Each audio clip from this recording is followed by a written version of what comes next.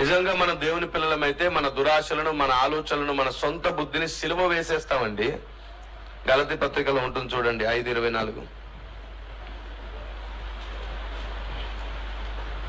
5వ అధ్యాయం 24వ వచనం చూడండి. ఇటు వాటికి విరోధమైన నియమమేదియూ లేదు.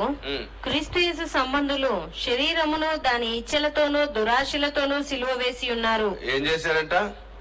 మనం సిలువ వేయబడలేదు, చావబడలేదు. అందుకే సనుగుతాం, దేవుణ్ణి నిందిస్తూ ఉంటాం, గులుగుతా ఉంటాం ఊరికే. గయ్యాలితో ఇంట నుంటుట కంటే మిద్ద మీద నుండి కారంతో రొట్టె తినుట మేలు అన్నాడట. దేవుని భార్య విన నీవు గయ్యాలిలాగుంటే, దేవుణ్ణి ఊరికి నిందిస్తుంటే, ఏం చేసావు నువ్వు? ఎప్పుడు చేసావు? చేయలేదు. ఎందుకు చేస్తాడైనా? నువ్వు చెయ్యవు కాబట్టి నేను నీకు ప్రార్థన చేయను పో. నేను అడిగింది నువ్వు ఇవ్వవు కాబట్టి నీతో మాట్లాడని పోటీ. ఎవడికి లాభం, ఎవడికి నష్టం? తీర్పులోకి వస్తున్నావు నువ్వు. బుద్ధి లేని లాజిక్ అది.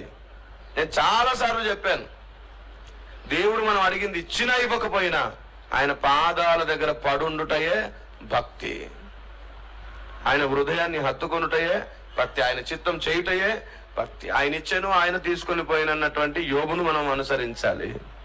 ఆయన ఏది చేసినా నా మంచి కోసమే. ప్రభువా నువ్వు ఏది చేసినా నేను నిన్ను ప్రేమిస్తాను. సర్వవేళ సర్వావస్థలలో నువ్వు ప్రేమించకపోయినా ప్రేమిస్తాను. నువ్వు నాకు అడిగింది ఇవ్వకపోయినా ప్రేమిస్తాను. నువ్వు నన్ను గాయపరిచినా ప్రేమిస్తాను. నువ్వు నన్ను అవమానించినా ప్రేమిస్తాను. ఏం చేసినా ప్రేమిస్తాను. ఎందుకంటే నా కోసం ప్రాణం పెట్టిన వాడు నీవే కాబట్టి. ఏమి ఇవ్వాలి నీకు? ఇంకా డబ్బు ఇవ్వకపోతే బాధపడతావా? ఆస్తులు ఇవ్వకపోతే బాధపడతావా? అడిగిన ఉద్యోగం ఇవ్వకపోతే బాధపడతావా? దేవుణ్ణి అవమానిస్తున్నావు నువ్వు. ఎప్పుడు ఆ పని చేయకండి. ఇంకా ఈ రోజు తర్వాత దేవుని పైన సనక్కండి, దేవుని నిందించకండి.